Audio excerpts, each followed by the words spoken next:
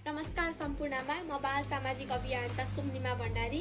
आज म एउटा गम्भीर र महत्त्वपूर्ण विषयमा आफ्नो स्पष्ट विचार राख्न चाहन्छु। अहिले देशमा निर्वाचनको माहौल छ, तर जुलुस भेला प्रचार प्रसारको क्रममा 18 वर्ष मुनिका बालबालिकाहरूलाई प्रयोगमा ल्याइएको देखिनु एकदमै चिन्ताजनकको कुरा हो।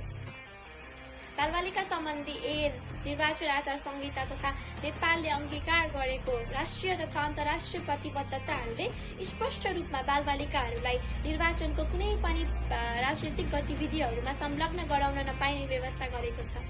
यस्ता स्पष्ट कानूनी प्रावधानहरू हुँदाहुँदै पनि बालबालिकाहरूलाई राजनीतिक उद्देश्यका लागि प्रयोग गर्नु बाल अधिकार र संविधान दुवैको उल्लङ्घन हो।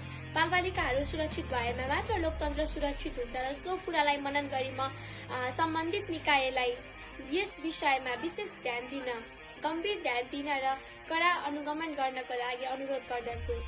साथै सबै राजनीतिक दलहरूलाई कानूनको पालना गर्दै जिम्मेवार ढंगले अघि बढ्न आग्रह गर्दछु। हस्त धन्यवाद सम्पूर्णमा। नमस्कार।